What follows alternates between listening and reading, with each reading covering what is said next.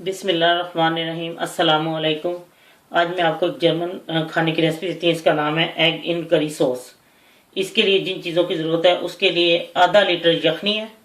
उसके बीच में मैंने 3 अदद गाजरें और 100 ग्राम मटर इनको पका लिया है।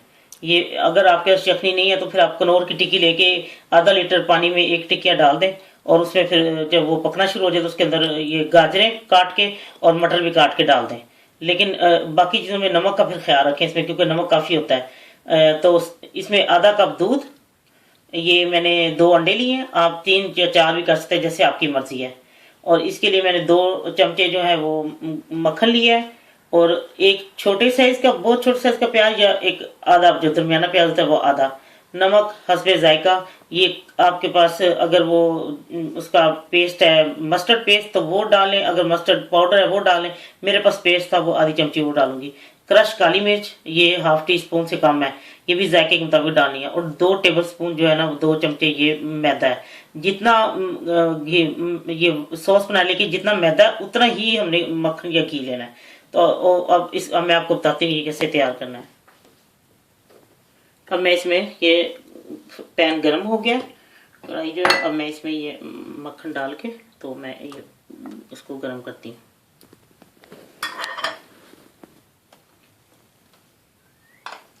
जैसे ये गरम होता है तो इसके अंदर हमने प्याज डाल के नरम करने हैं, बहुत बारीक प्याज चॉप करने हैं।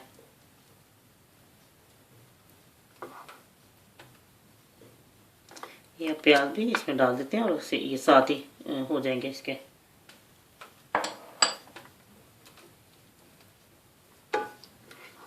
बहुत ही मज़े का है ये, आप ट्राई करें तो आपको पता लगेगा कि हट के जायका अच्छा है। ये देखें प्याज हो गए नरम, ये थोड़े से फ्राई हो गए, यानी इनका जो कच्चापन है वो ख़त्म हो गया है। ये देखें अब इसमें मैदा डाल के ये भूनना है। 2 टेबलस्पून ही मैदा है।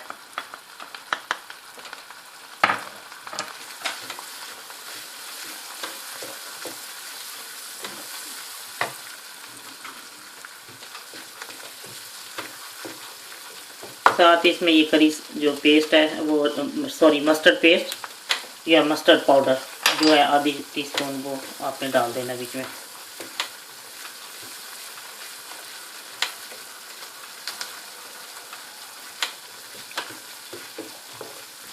ये थोड़ा सा अभी हो जाए मक्खन, ये मैदा ही भून जाए ना तो फिर इसके अंदर वाइट सॉस भी इसी तरह ही बनता है। जितना वो मक्खन होता है उतना ही बीच में मैदा डाल के उसको भूनते हैं। और अब मैं काली मिर्ची डाल दूंगी। ये क्रश मैंने काली मिर्ची डाली, क्रश का जरा एक अपना जायका होता है, उसकी खुशबू भी अच्छी आती है, ताज़ी होती है। ये मैंने नमक थोड़ा सा डाला है, अब देखते हैं अगर कम होगा या ज़्यादा तो फिर कर लेते हैं। अब इसमें मैं ये भून गया, ये देखें बिल्कुल रोस्ट हो रहा है मैदा जो है ये। अब मैं इसमें दूध डालूंगी, ये ऐसे,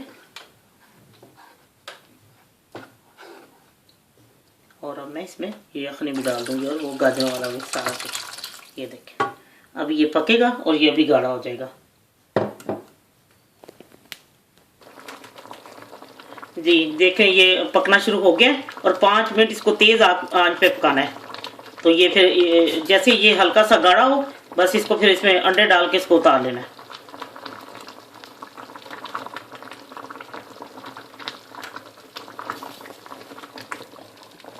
ये ले बिल्कुल तैयार हो चुका है, क्योंकि गाजर और मटर तो वो पहले ही उसमें यखनी में पक जाते हैं। तो इसलिए आधा कप मटर है, 3 गाजर लें और आधा किलो यखनी में इसको पकाएं। तो जब वो पक के इसमें गल जाते हैं तो आप उतार लें बस। तो अब ये देखें ये गाढ़ा हो चुका है। अब मैं इसके अंदर अंडे वगैरह रखती हूँ और मैं आपको डिश आउट करके दिखाती हूँ।